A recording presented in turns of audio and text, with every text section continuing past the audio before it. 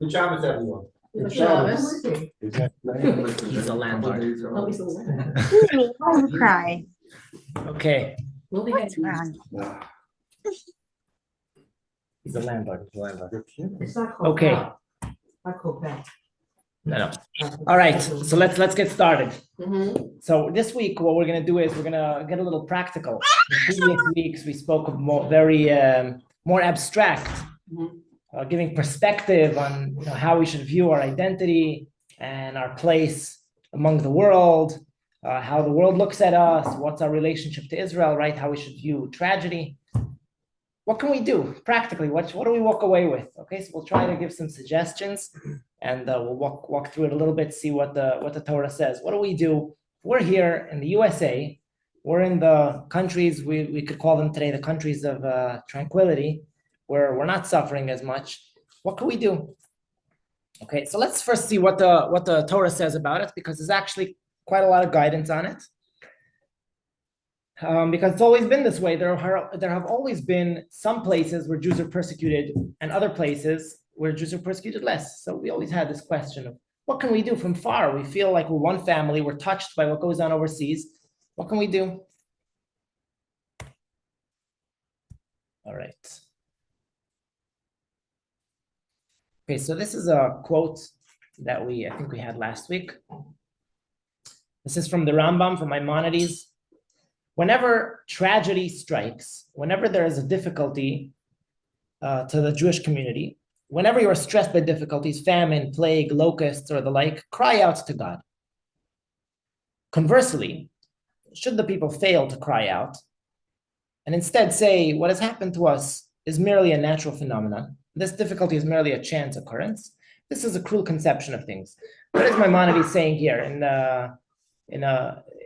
his style of writing? What he means to say is, whenever something bad happens, there are two ways we can go about it, two ways we can look at it.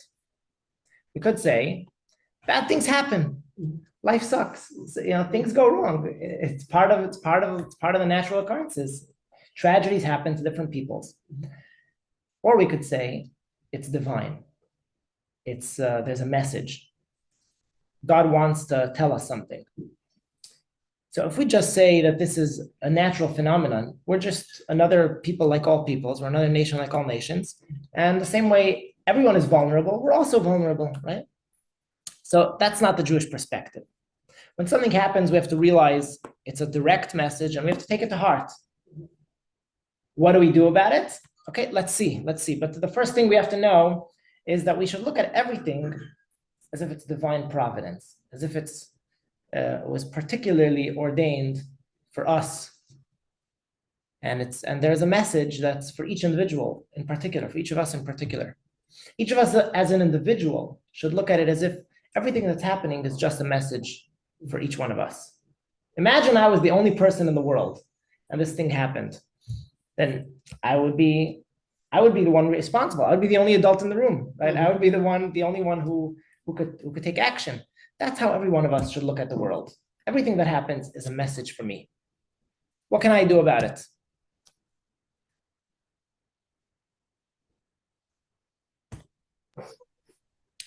Okay, this is the previous Lubavitcher Rebbe, the one before the one whose picture is on the wall. His name was Rabbi Yosef Yitzchak. I'm lucky to have a son named after him. The little one is Yitzchak. He wrote this at the time of the Holocaust. So I'm going to get myself a drink.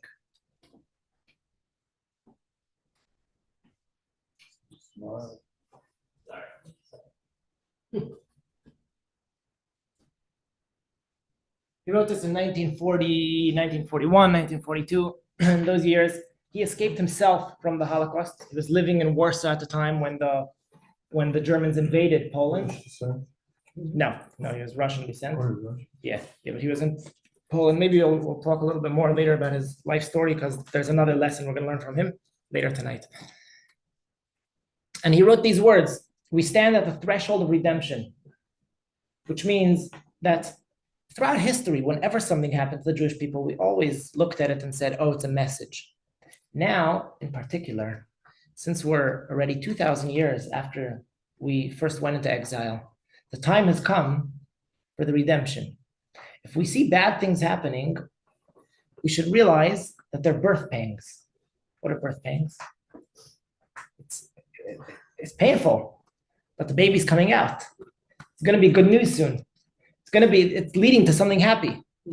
So when we see bad things happening, and we know we're at a time when we're for so long already in exile, and the time for the redemption is already near, and according to various signs that that we know are signs of the redemption, these signs are starting to show in the world.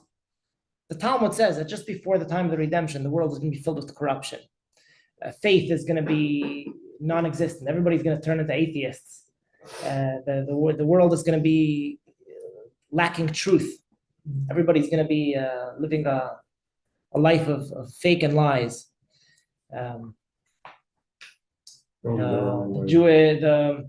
The respect of youngsters towards their elders is going to be almost entirely lost. Now, all these signs that are coming true in front of our eyes, and we see certain things that are happening that are terrible. So how do we view them? We should realize that the last little bit before Mashiach comes, before the final redemption, it gets harder. But when we see that it gets harder, don't think that that's it. Don't give up and say, if it's getting so hard, it's never going to become good again. If you see it's becoming hard, so you know the baby's about to arrive.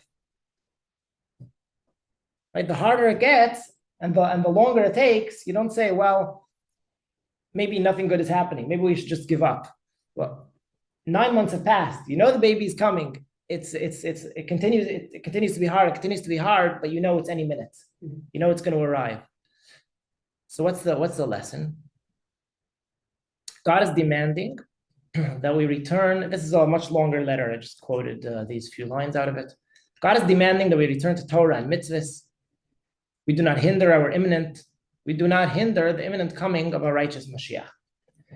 Which means that God wants one last little bit. We should put in another effort. We should do something. When we see tragedy befalling the Jewish people in this time, we should know that the redemption is about to arrive, and God wants us to do one more thing. Add one action, one more mitzvah. Return to ourselves. Introspect. Think about what we can do, how we can improve. What can we do in our personal lives? What if it was all up to me? What can I do to tell Hashem, I'm returning to you. Now give us the final redemption. This was written at the time of the Holocaust. It seems like we didn't heed the call well enough at the time, because the redemption didn't arrive yet. Now that 70 more years have passed, so I guess the redemption is even more imminent. Was he considered like a Moshiach at that time? Likely. But recognized among all Jews alike? Okay, in general, Jews don't speculate about who the identity of Mashiach is. No, but if he was, because it looks like he has Yeah, I would believe so. Yeah. like the Rebbe does. It's a good guess. Yeah. Okay. Are we on the same page? Everybody follow? Okay.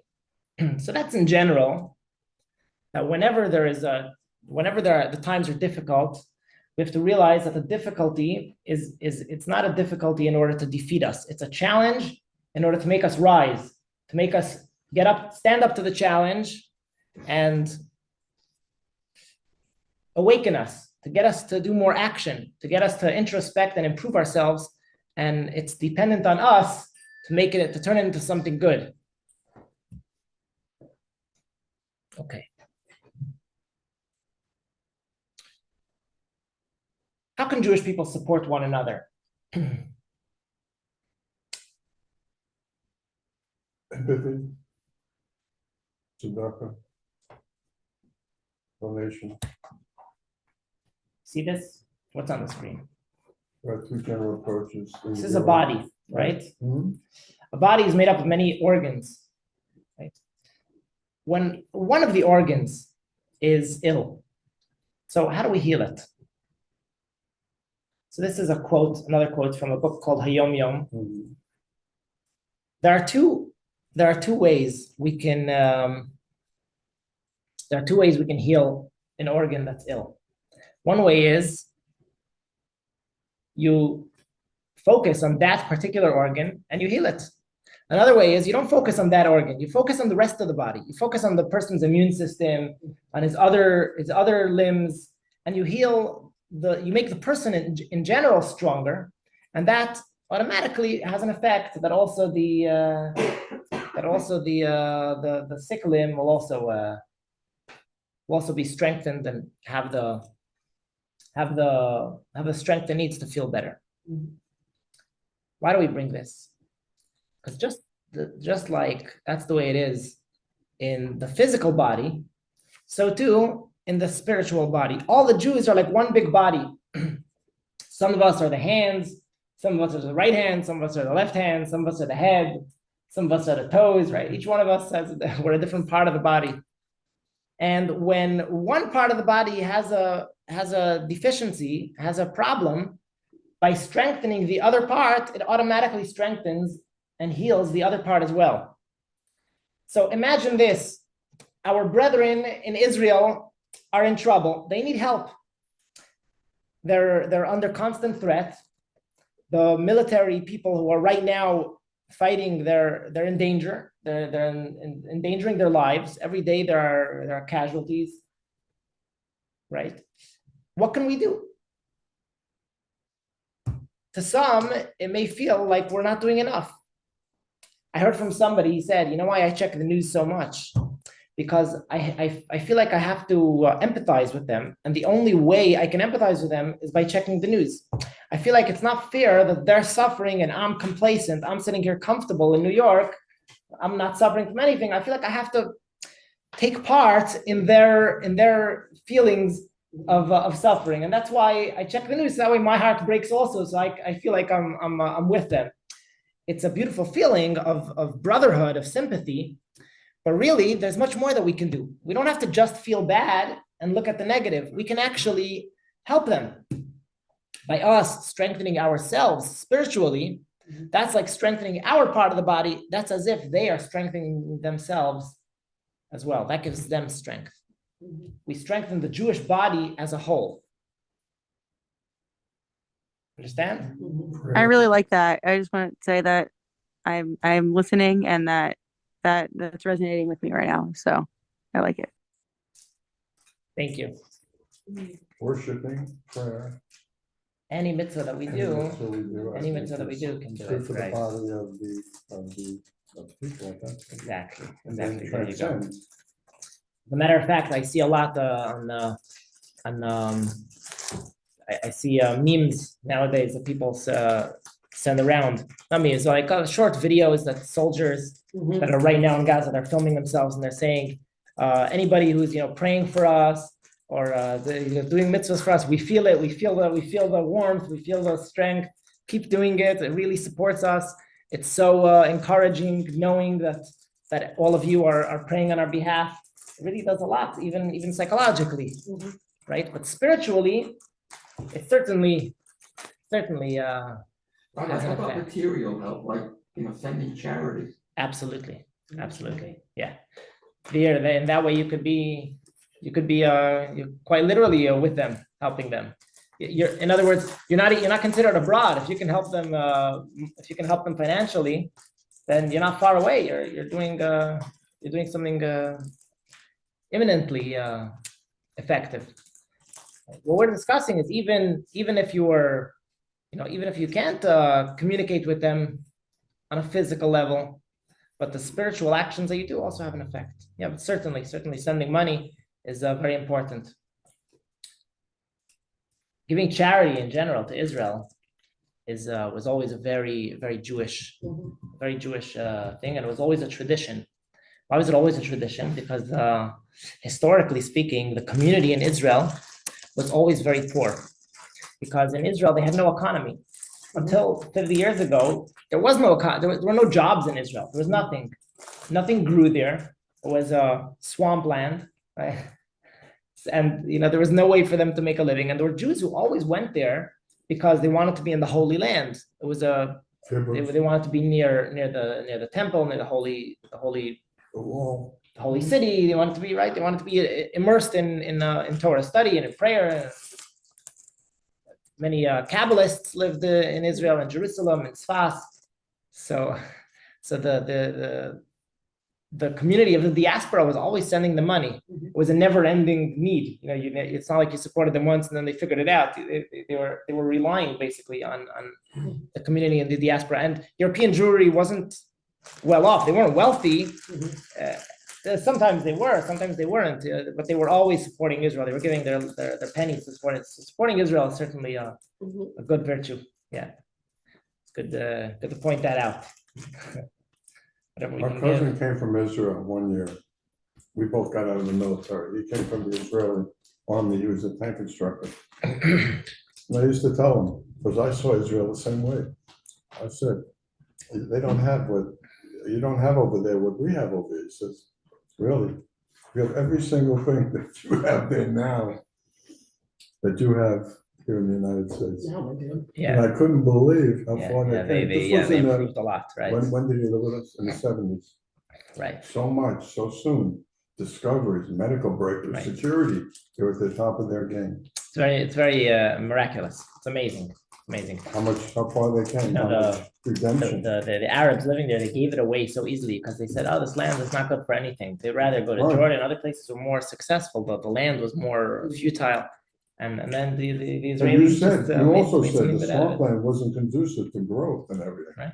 That's a miracle all itself that God allowed it to cultivate. It's actually we're sidetracking a little bit, but I just want to point this out. It's in the book of Leviticus. It says it.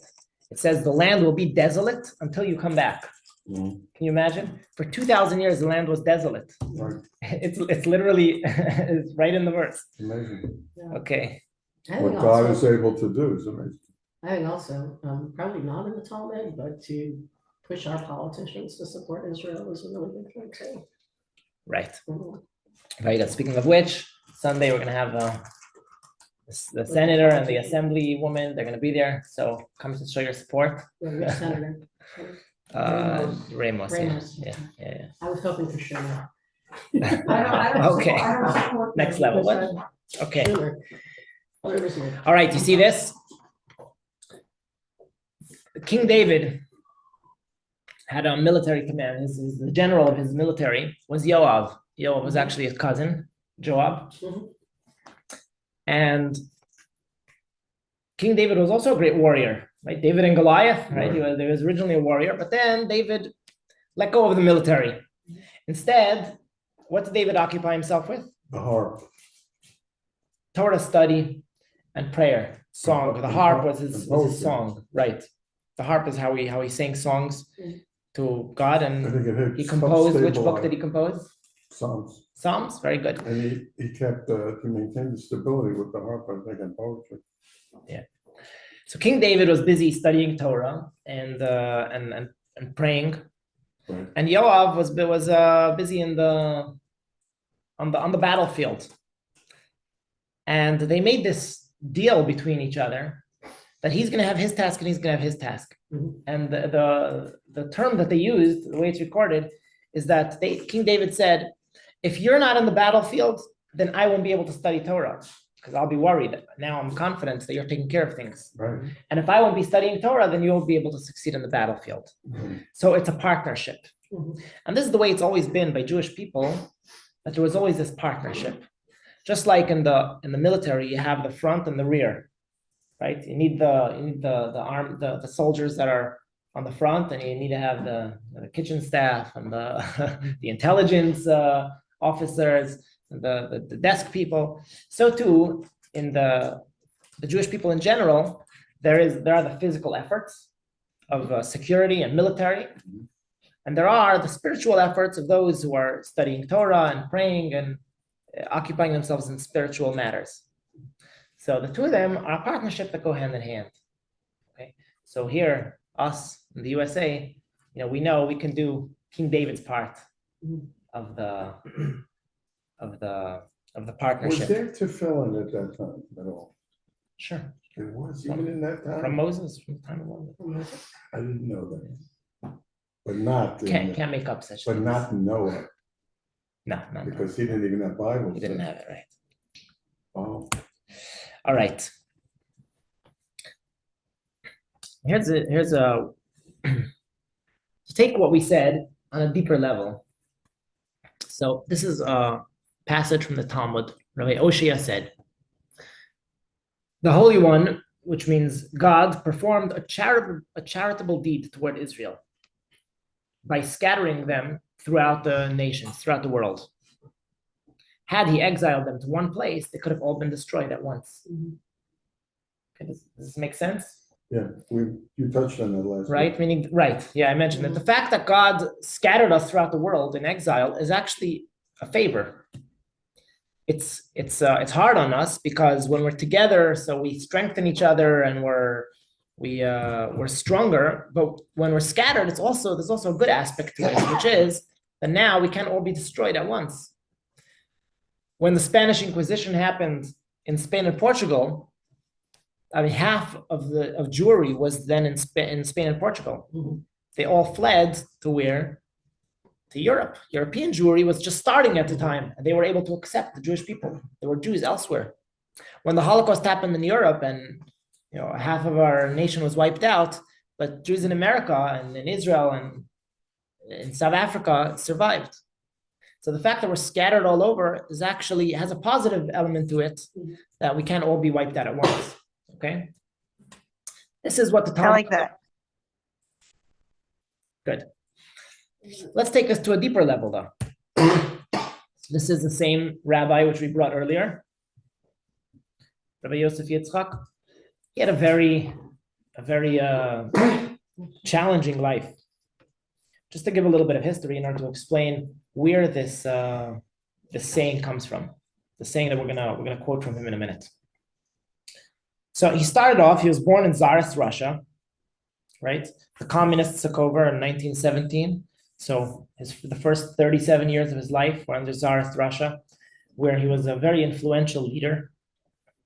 But then communism came, and communism made his challenges as a leader of the Russian Jewry, made the challenges much harder, because the communists vowed to eradicate religion.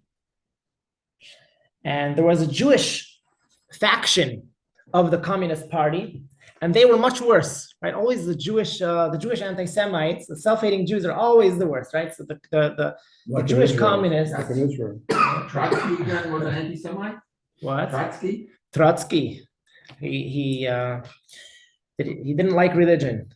He didn't like Judaism. So what did he use instead? No. Dictatorship? He worshipped communism. Yeah, that was his idol. That was his. Like Castro.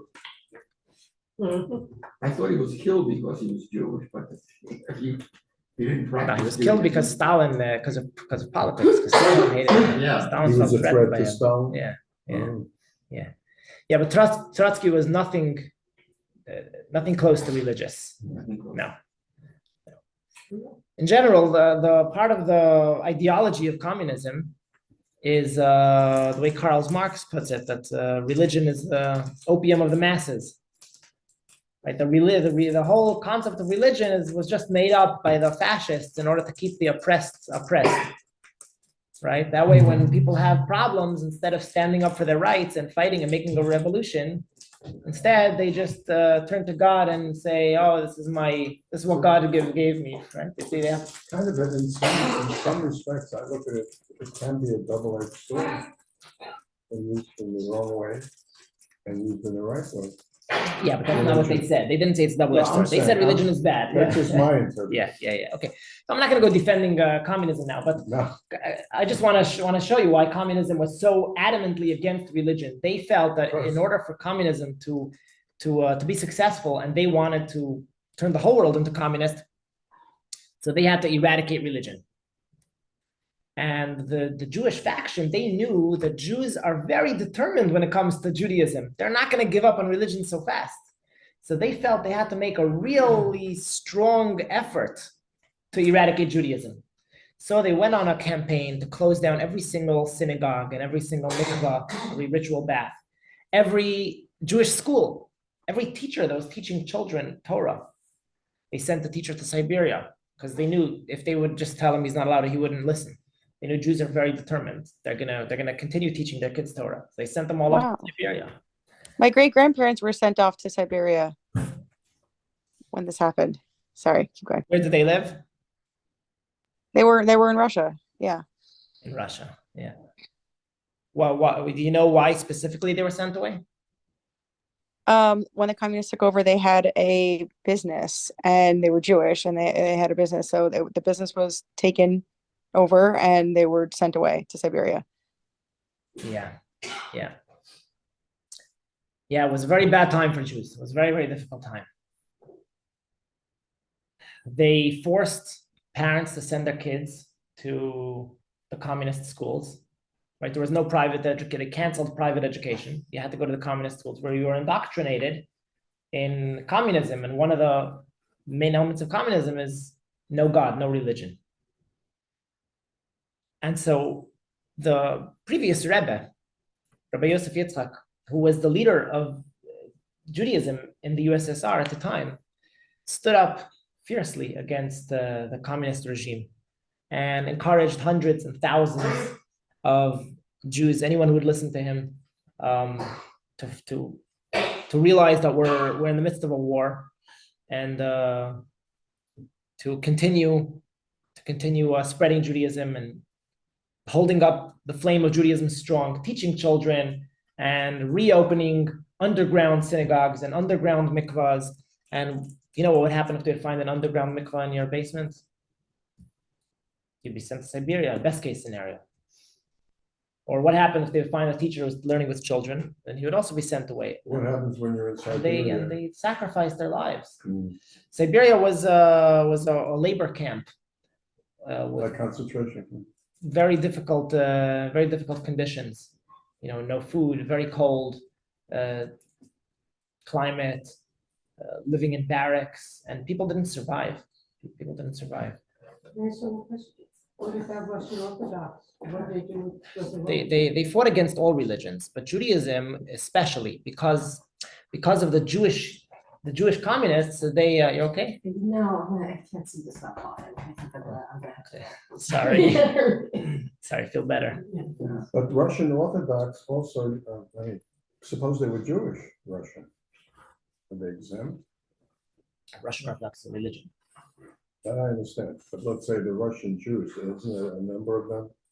So There were Russian the Jews, youngsters who became communists became anti-religious, and and they worked very hard to. So they had to conform, they had no choice, but they could have been Jewish people to begin with, They were Jewish people right? who felt they were doing a favor to Judaism Right. by erasing religion. Right. Okay. It's a very sad part of history because to a very large degree they were pretty successful. They closed down synagogues and they closed down Jewish schools, and for the next 70 years, Jews who were stuck behind the Iron Curtain didn't have a way to educate their children, their grandchildren. I just met somebody in the park here in Traverse Park 2 days ago, a 96-year-old Russian fellow. His name is Anatoly, and he told me his grandfather was a rabbi, his great grandfather was a rabbi, and he like excused himself to me. He's like, I'm sorry, but Stalin erased everything, so I never learned. I don't know. I told him, you don't have to excuse yourself. I respect you. That you still have such a Jewish warmth without even having the education. But this is a sad reality.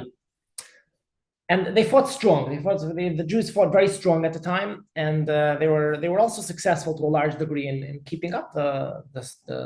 So the fact that Jewish they were identity. driven to change everything, that did lead to a successful transformation. It was very successful. It was very Before successful. that, if they were complacent, it wouldn't have happened.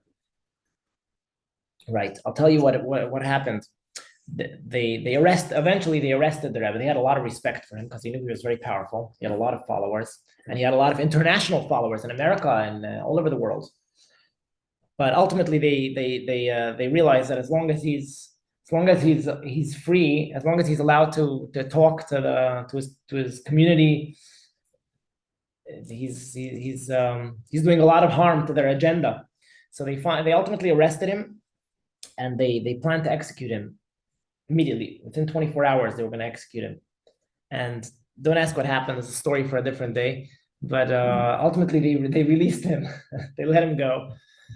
Wait, we need to know what happened. Is it that just a quick? It's a long story. It's a long story. But how did he die? So he didn't. They released him. Right, but after he released, how did he die? When he got old, he died. Oh, otherwise it was natural causes. Yeah. Aggravation and stress, probably. How did he get out? I know. When's another day? Come on, just a quick. You could Google it. So he when he went into the prison, it was a kind of prison. He wrote a memoir afterwards. He describes it, just the gist of it. When he went into prison, so it's a kind of prison that the name of the prison was enough to break your morale. Just nobody came out of there alive. Everybody knew that anyone who went to that prison, like if they took you there, it was terrible. There they took only the high profile political criminals who were a threat to the government, and it was a very scary place.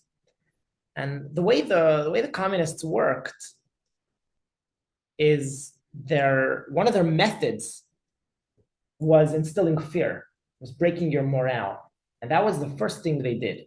So they would starve you and deprive you of sleep and show you horrors. They would shoot people in front of you just to break you, to show you they're in charge. And that's the way they worked, and that's how they got very strong personalities, very charismatic leaders. They got them to bend down on their knees. And so the previous Rebbe, he knew this, and when he walked into the prison, he said to himself, I'm making a conscious decision that I'm not in prison. In my head, I'm at home. I'm going to act the way I act at home. I'm not going to give in to them on the first request, not on the second request, on the first request. So he refused to speak to them in Russian, let's say. He only spoke to them in Yiddish. All the interrogators were Jewish. So he only spoke to them in Yiddish. That's one instance. At one point, one of the interrogators pointed a gun to his head and he said, do you know that this toy has quieted many mouths that were very loud, very outspoken? It made them quiet. And many mouths that were silent, it made them open up and talk. And you're going to be no different. And the previous Rebbe answered, he said, this toy only works on people who have one world. And they don't have one ideology. You could buy them an ideology. They only have one world. I have more than one world, and I only have one ideology, one God. So such a toy doesn't have an effect on me. Okay, what can you do? I'll finish with this world. I'll go to the next world. It's the same God in this world, same God in the next world. And he had that confidence. So here's what happened, Sarah. When he walked into prison, they were so confident with their security that they told him to walk down the hallway and go to that room, and they didn't bother looking after him to see if he's actually going to walk there. And they had guards by every room. They had like 2 guards, or they had full ammunition. They were standing by the entrance of every room, just to instill fear. And the kind of guards, he describes in his memoir how they were cruel, bloodthirsty people who enjoyed seeing other people suffer. So it was really frightening to be there. But he decided he's going to take a different turn. So he walked into a different hallway, and he ended up, and the guards saw him walking. Nobody asked him any questions. They were sure he's going into the right place. And he walked into the office area, and he sat down on a bench. He said, let me collect my thoughts. And he sat there for a few hours, and he started thinking to himself, why am I here? Whenever Hashem sends somebody somewhere, it's an order, it's for a mission. There's a message, it's something he's supposed to do here. What am I supposed to do here? I'm supposed to think about Hashem, think about Torah. Maybe nobody ever thought about Torah in this prison before. Maybe that's why I'm here. And he sat there for a few hours, meditating in his thoughts. And he totally forgot that he was in prison, that his life was in threat, until they found him. It was already the morning. They planned to execute him right away. By the time the morning happened, word got out that he was arrested. And by then, all the offices in Moscow were already receiving telegrams from Latvia and from the USA saying you have to free him. International pressure started mounting that you can't execute him. So they said, okay, we'll put him away and we'll decide what to do. And as time passed, pressure built up more and more, and it was ultimately a miracle, because that's the way it played out practically. But in the end of the day, there were so many political opponents of the USSR that they didn't fear anyone. They didn't fear international pressure, and the fact that here they buckled up and they let him go was I think God was once in history occurrence. God was Thank you for going into that. Yeah. Now, what did this incident do? What did it do to the psychology of the Jews who were then in the USSR? When the leader of Judaism in the USSR was arrested, the whole Jewry, which was about 2 million people, were all opening the newspaper every morning and saying, "What's that? Is Judaism going to win, or is communism going to win?" Everybody was looking at this case as the role model. This was the whole Judaism was in stake here, because this was the greatest rabbi of the time who was in their hands. What's going to be? And if he would have been executed, then that would have broken the morale of Jews in Russia, and it would have been immeasurable damage. And the fact that he was released and victorious, and then they let him go. They actually let him go they told him he should leave the USSR. He should leave they let him out of the Iron Curtain.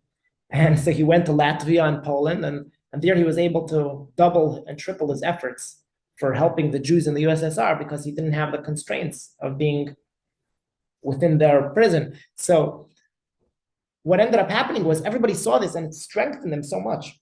It encouraged them, because they saw that, look, nobody can break us. Jews are strong. Nobody can ever break Judaism. Yeah. No, I think he was, that definitely embellished him, and then he was able to embellish the others and inspire them that much more. Right. But there was some important situation. He didn't do it himself. God was right behind him. He knew there would be a greater purpose for what he was able to accomplish through him. I think God used him as that leader that he became. And the rest of the people have just transcended all those attitudes. Right. Do you agree with that? Absolutely. You disagree. took the words out of my mouth, Hank. Oh. Alton, did you hear that? Okay, so why do we say this introduction? Remember what we said in the last slide? Why are Jews scattered throughout the world? Because when there's oppression in one place, Right. then in the other place they're saved. As soon as the previous Rebbe left Russia for Poland, he spoke about this. And he said that when Jews do mitzvahs outside of Russia, they're helping the Jews within Russia. The Jews in Russia couldn't do mitzvahs because they didn't have the opportunity. Right. What does it mean they didn't have the opportunity? You couldn't get in a Torah scroll. There was nobody producing mezuzahs. You wanted to shake the lulav on Sukkot, you couldn't get it. You have to import it from Italy, from wherever you bring it. They didn't have it. If it's not available, you could want as strong as you want. It's not going to help. You could be ready to sacrifice yourself to get it, but if it's unattainable, then you can't obtain it no matter how much sacrifice you have. So what could they do? The fact that the Jews outside of Russia will do mitzvahs, that helps them. So we see the same concept, that the mitzvahs that we're one big body, the mitzvahs that we do internationally helps the Jews in the rest of the world. And that's the favor that God did with the Jewish people, that he scattered them, that now we can all help each other out in this sense as well.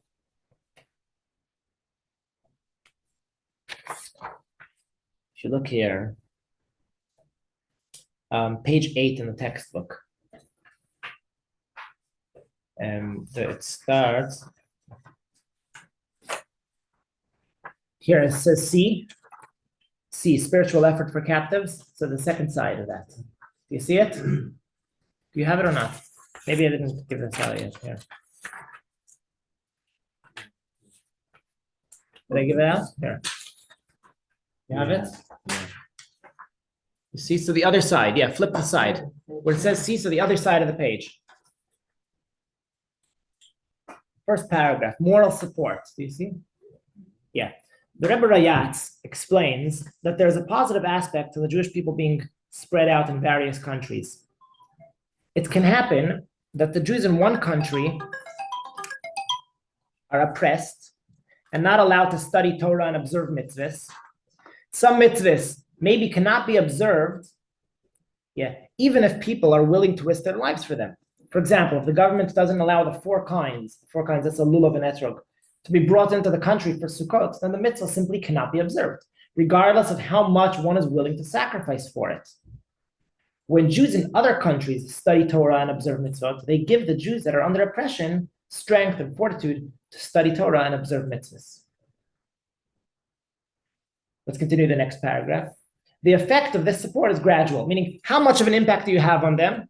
So there are a few steps to it. First, the oppressed Jews will be able to observe mitzvahs when they are willing to risk their lives for them. Let's skip the parentheses. Meaning at first he'll help them that they can obtain it. It will be hard for them. They'll have to risk themselves for it, but at least it will be attainable. The next step will be that the oppressed Jews will no longer have to risk their lives for mitzvah observance. And the final stage will be that they will have no impediments at all, and we will be completely free to observe mitzvahs in an expansive manner, meaning to do it in public, to do it openly. As the sages teach, a person that observes the Torah in poverty will eventually observe it in wealth.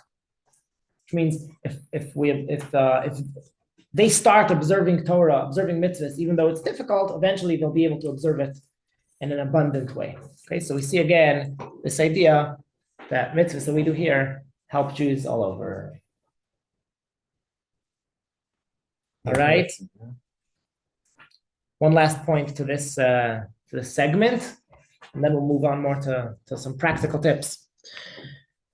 This is a quote from Maimonides, who says that one should always look at the world as if it's a balanced scale. I think we spoke about this already last week. When a scale is balanced, how much does it take to tip it over to one side? Anything, because it's equal. So one should always look at himself as if he is balanced between good and bad, and he should look at the whole world as if it's balanced between good and bad. And if he does even one mitzvah, he tips the balance, his balance and the balance of the whole world to the side of merit, and brings deliverance and salvation to himself and others. So it's in each one of our hands. It's up to every one of us. Nobody should say, what can I do for the whole world? How can I have an effect internationally? We're talking about, saving soldiers in Israel or bringing the redemption to the whole world. What can I do? Like what John Kennedy said, that's Yeah, not what what you John could Kennedy do for said. your. Yeah. So what can we do? How much Well, power you do we didn't really speak like have? a Jewish person. It's a good point. That's what we have to ask ourselves. What can we do, right? But he was. But even if we do not- something, what kind of power does it have? So we always have to remember that every single deed that we do has the power. You never know. Maybe your mitzvah is the last mitzvah that's going to tip the It's scale like a pebble in the water can have a rippling effect to the end of the world.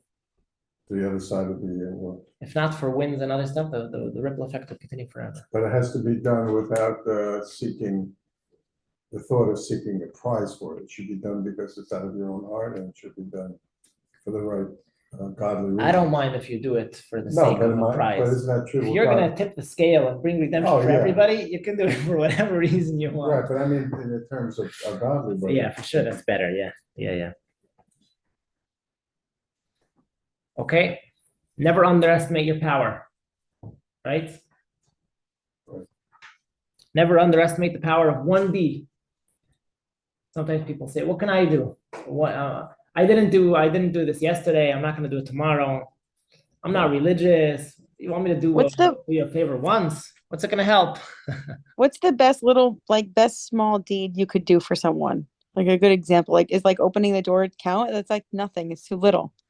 What's a good deed? It's a big thing. Everything counts. But you know what? Sometimes I meet people and they say, I don't have time to do a prayer. I don't have the energy for it. I say, here, drop a coin in the tzedakah box. Every penny you give is another mitzvah. When you hold the door for somebody, I'm telling you, to do it all the time, I'll run over to a mother, hold the door, because when I Yeah, you walk do that. around, I've I'm like seen an that, yeah. eagle, and I don't care who you are or what, but if I see somebody who's struggling or somebody's with a walker, I go and I open the door, it doesn't mean when you're going into the store, and you don't know how happy they are, they think it's such a big deal, when it should be a natural thing. I've witnessed. I agree with you. I agree with I've you. witnessed opening the door for someone. I said, that's okay, I can hold the door. I said, I definitely appreciate it because I'm walking around with a stroller and like I definitely notice if someone opens the door or doesn't. It's a huge, it really helps me out for sure. So I definitely return the favor. Do that. yeah, but not everybody sees. I know, it. sometimes Right. people are rushing, and we don't think about it. Russian? Rushing. Okay. Right, some of us are. Goes a long way. Small, Kevin, small, small deeds can go a long way. I'll tell you a story. Actually, I heard this from a lecturer. His name is Rabbi Shais Taub. I listen to him often in the car. I put him on Spotify. He's very good. He actually, I once saw him on Zoom, and I saw he has a scale on his desk, a scale like this, like a real scale. Yeah. And I realized, you know, why he has it on his desk to always remind himself of this thing. You can do one thing, every little thing you can do. Anyway, so I once heard him say a story. He said he heard the story from a police officer in somewhere in California.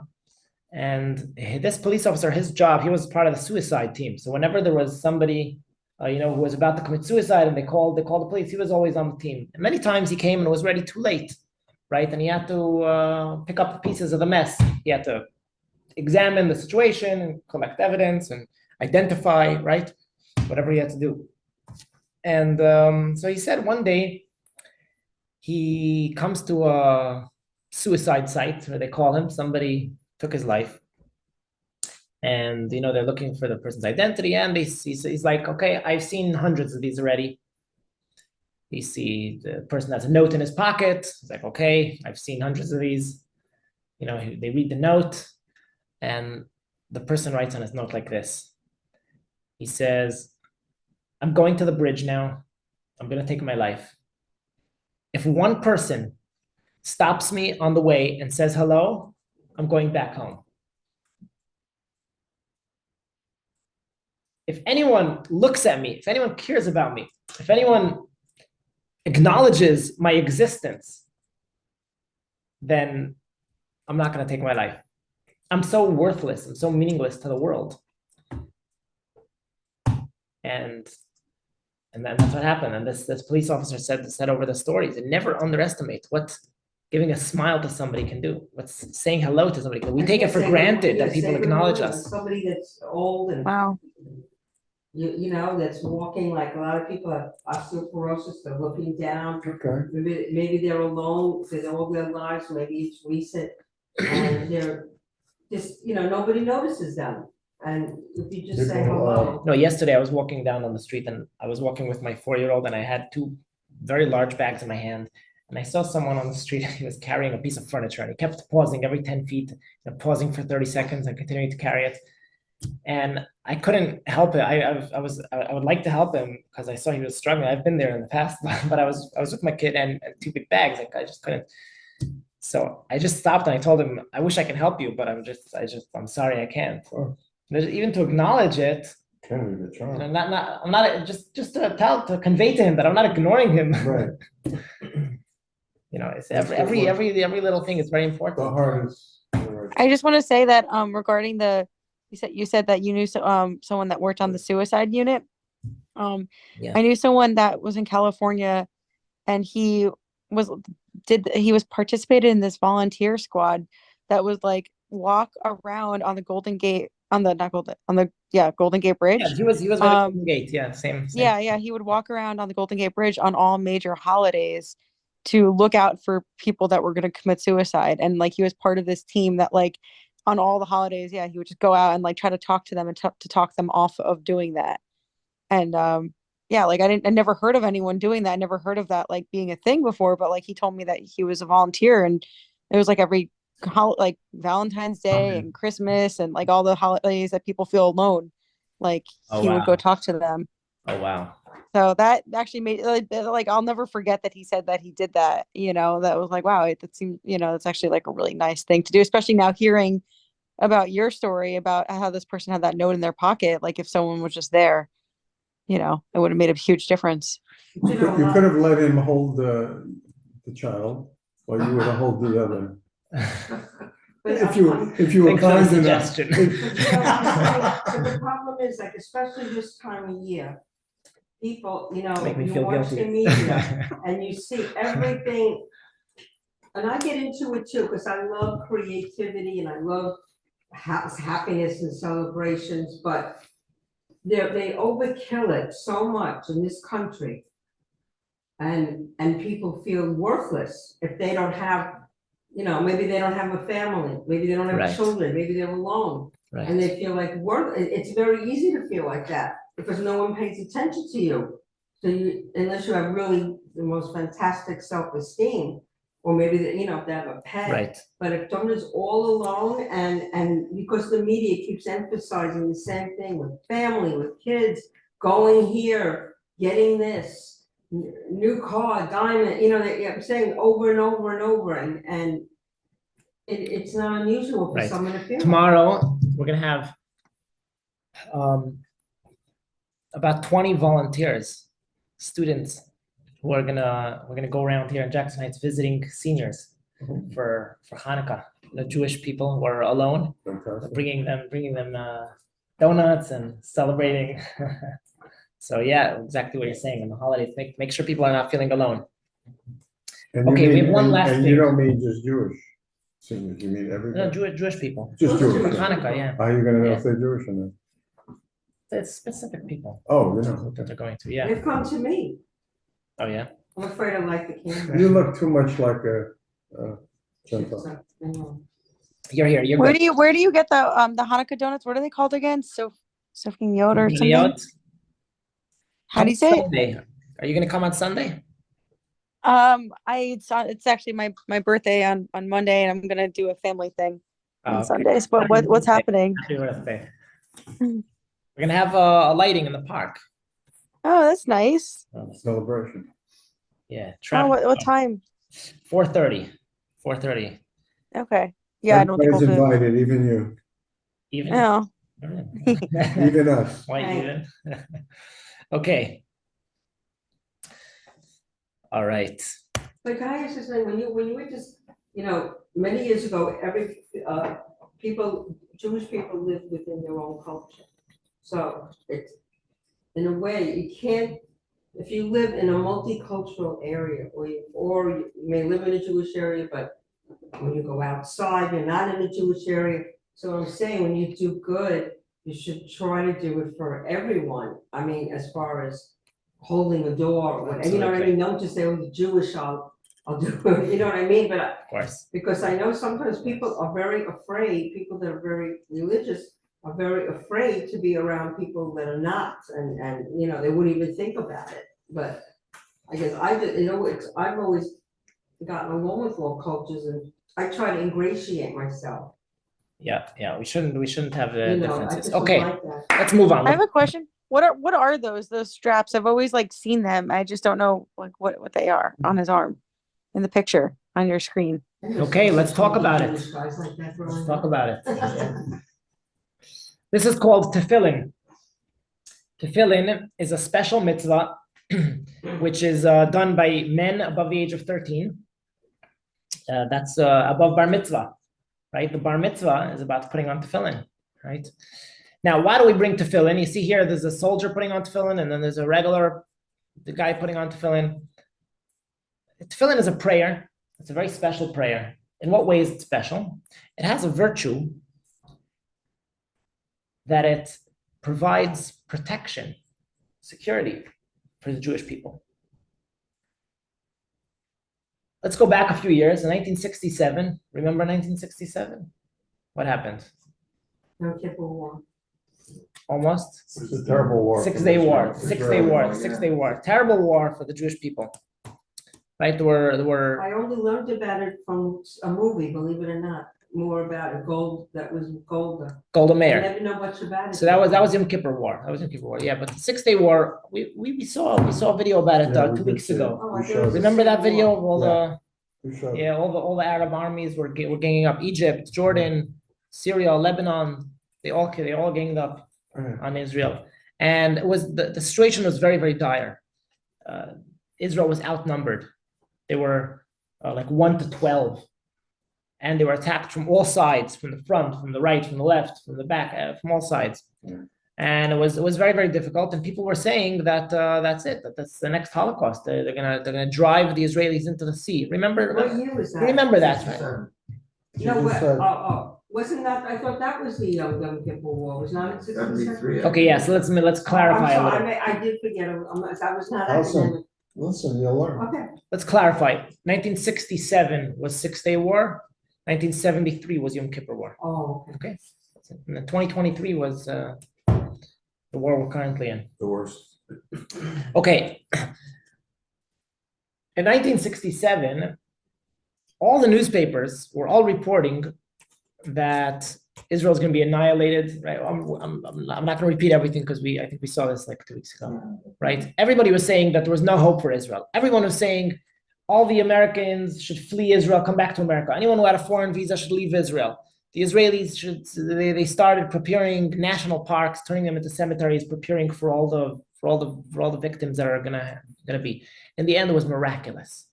Israel won miraculously. They took over the whole Golan Heights. They took over the entire Sinai Peninsula. It was phenomenal. It was unexplainable. Nobody could explain how Israel did it, except that there was one person who predicted the exact opposite than everybody else predicted, which was the Lubavitcher Rebbe. He said 2 weeks before the war, in the end of May, okay, the war started in the beginning of June. In the end of May, he spoke in public. It was on video. It was broadcast to Israel. And he said that everybody should know Israel is the safest place. And the Jews are going to have peace. They're not going to be touched. Nobody's going to be able to harm them. And everybody was saying, what are you talking about? And they loved what he was saying because it was giving them so much hope. It was giving everybody confidence. But they're like, where are you coming from? How do you say that? You know, on what basis do you say that, right? And he came out with a campaign then, and he said, we have to start encouraging en masse this campaign of tefillin. Tefillin has a special virtue to repel the enemy, which means that when Jews put on tefillin, the enemy disappears. It instills fear, but they don't start up. They don't even come close. Where did he get that from? From the Torah. It says in the Torah that when the nations of the world will see that you have the name of God upon you, they will fear you. That's referring to the tefillin. If the name of God is on you, these are the boxes of the tefillin, the straps are attached to boxes. Boxes have inside them scrolls, which have in them the name of God, and they'll fear you. And that's exactly what happened. The Egyptians, the Jordanians, they saw the Israelis, they just ran away. You know, there was one general who went with 5 tanks against 100,000 tanks, and they just all surrendered. 100,000 tanks just surrendered. And they said they saw hundreds and thousands of tanks coming against them. Now, there were only 5 tanks. There was some miracle here that they saw so many tanks coming against them. So they saw the soldiers wearing the tefillin, and they were like, heck no, we are going away. That's too scary. Like, what are they wearing? Like, what is that?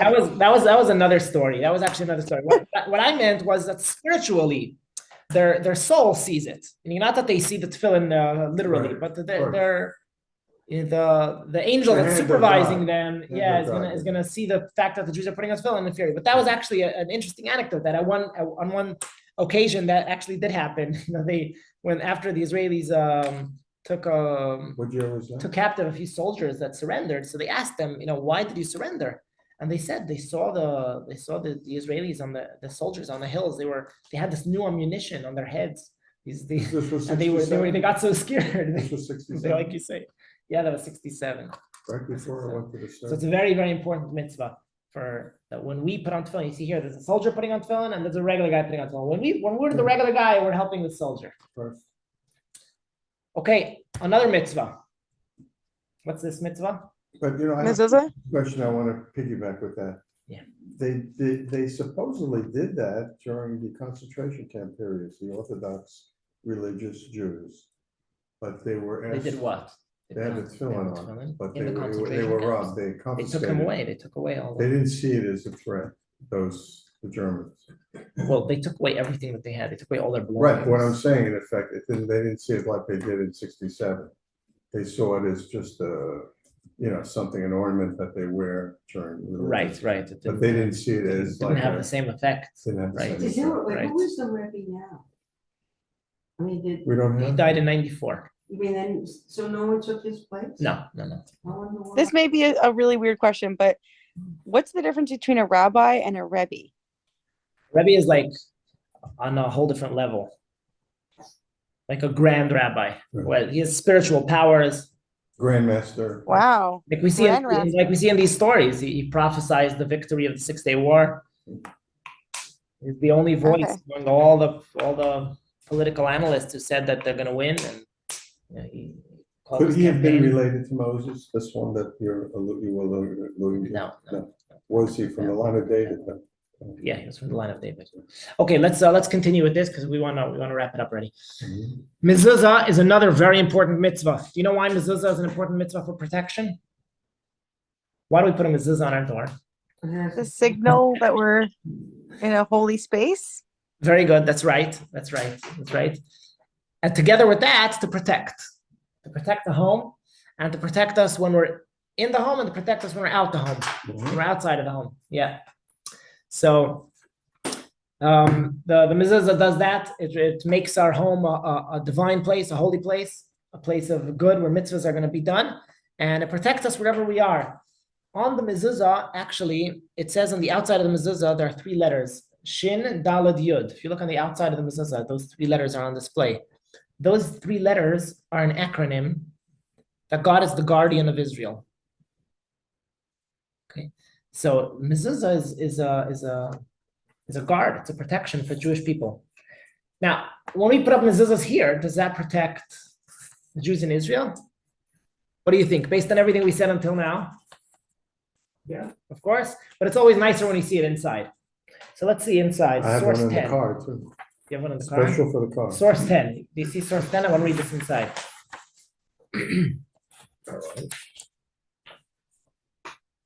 So why is it that, because he took over for the previous, and yet why didn't anybody take over after him? Yeah. I don't want to get sidetracked. though. Oh, It's a okay. good question, but we'll just talk about it later. Okay, what page is it? Source 10. Do you have it? Page 13. Oh, it's The page pages are not in order. Okay. Do you see source 10? Okay, good. Do you Is see this it? what you want? This is 10. It says, Page 13. The top says source 10. Okay. says mezuzah privacy. You got it? Okay. Mezuzah provides security. This is a letter that the Rebbe wrote in 1976. At this time, every Jewish home is in special need of security. True security comes from God. As the verse states, God protects a city. God also gave, as a specific instrument of protection for our homes, the mitzvah of mezuzah.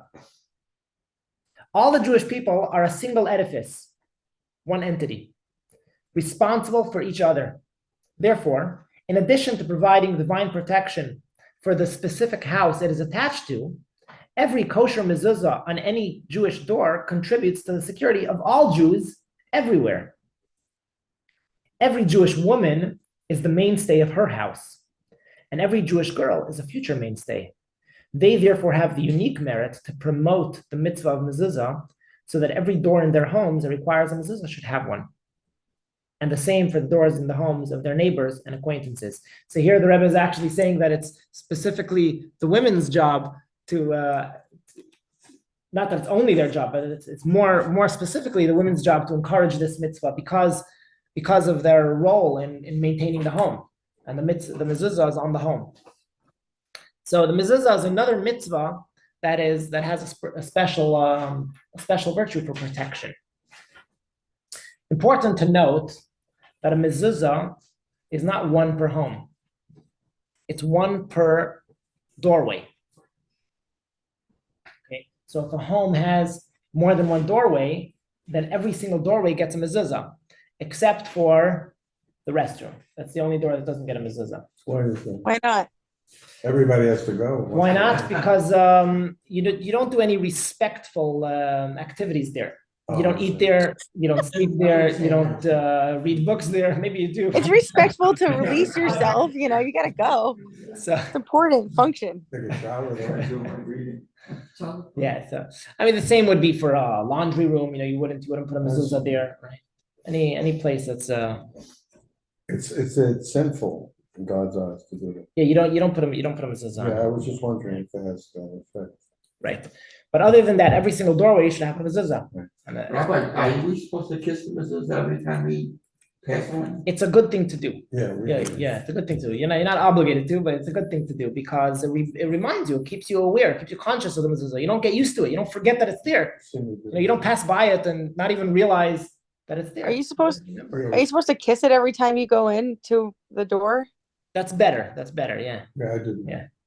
because that way you But, remember. like, That way you remember. Is that it's there. sanitary if like strangers and everyone starts kissing it? Like, is this your hand kiss, right? Like, Who's gonna kiss it? Just us. You don't have to. You don't have to if you don't want to. you don't have to kiss it. It's a piece of the Torah in the scroll. The main thing is to be aware of it. I think it's Right, it's a piece of the yeah. Torah that's I saw a mezuzah today. in there. Yeah. I was aware of one at my dentist, Dr. Fundo in Forest Hills. He had mezuzah in the doorway and in the archway and in all the rooms, and I saw them and I looked at them. I did not kiss, but I saw it. Okay, time to get one for your apartment. made one, but there's no Torah inside. Oh, okay. I So mean, We'll give you look, a- we'll give whoever you a needs a scroll. mezuzah, yeah, right after this class, we'll hook everybody up with I mezuzahs. probably, yeah, but my- Really? You will? Sure. Put it up Sure, myself. we'll make They're we'll make one sure of everybody has the- I have one in mezuzahs. the car. I know, but you'll Where have do you to- keep it in the car? I keep it so. Okay, you live here locally, so right? people like you won't see it. Me? Yeah. Well, right now, but we're actually moving at the end of the month. Yeah, you can put it. Oh yeah, where you moving It here or doesn't you have moving to somewhere be else? a- We're moving to Colorado, out of state. Colorado, very nice, But it very gives nice. you the Yeah. Okay, yeah, you have to have spiritual mezuzahs temporarily feeling. too. That's why I have it. I do need You'll some take them temporary with- mezuzahs. Then you'll take them with you. I forgot. I'll bring them. Ali, who gave Okay. me that mezuzah for that? I think I just put it in there. See how tiny it is? All right. One last thing. Children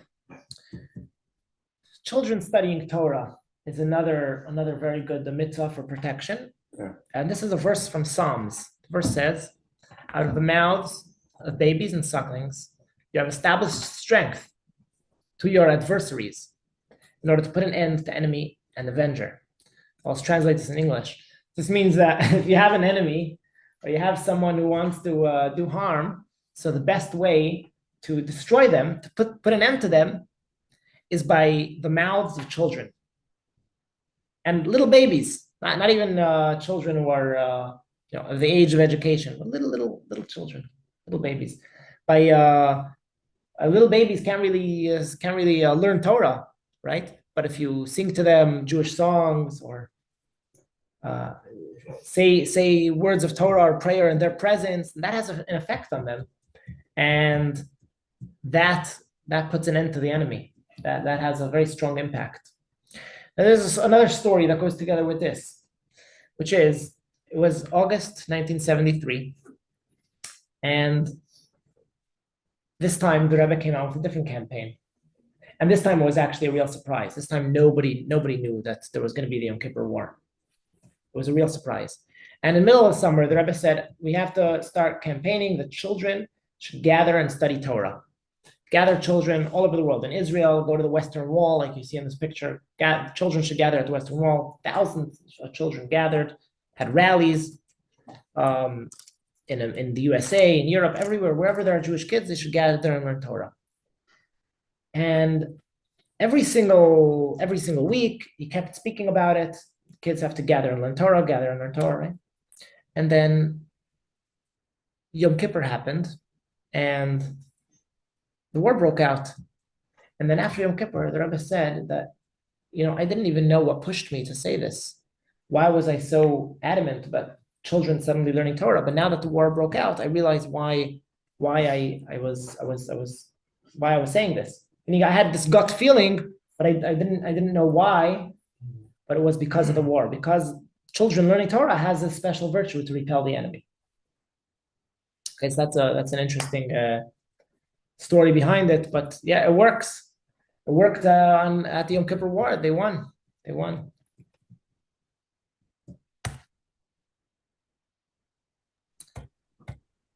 God is our shadow. This is a verse in Psalms that says God is our shadow. What does that mean? How does a shadow work? When you Follows move, you wherever you it follows go. you, Always right? with us. Right. So that's a simple meaning that God's always with us, right? Just like your shadow is always with you. But there's a deeper explanation, which is that just like when you move, your shadow moves with you. Whatever we do, God does. God mimics us. God does what we do. If we show joy, God shows joy. If we show positivity, God will show positivity. If we're melancholy, then God will also show that. If we're negative, God will also show negativity. So if we want to make it, there should be good and positivity and good results in the world, we have to show joy. We have to display positivity. So never let our spirits down. That's the final lesson of today. Never let our spirits down, no matter how difficult things are, right? We've learned time and time again. We have to keep Thank you. upbeat, keep our positivity, and God will Yay. have positivity. Yay. That's true. I agree. Thank you for tonight. We have to show empathy. Very good. How's the baby? She's very good. She's very sweet. What's her name? Clementine. Clementine. Is that your first? Yeah, the Beautiful. first. Beautiful. Mazel tov. Thank you. We see lots of joy from her. She's very joyous. She should bring you lots of joy too. I'm She sure does. She does. I agree with what you said, but there are times. All right. Thank you. Good Good night. We Thanks have for our joining. moments, our times when we have Right. to show empathy and Yeah. to people who are suffering. Yeah. So we can be uplifted or uplift them, but at the same time, it's a solemn time for certain people, so we can't just, just start to smile, because sometimes that wouldn't be good either. They need to hear Right. the support. Right. We the need to be empathy. empathetic.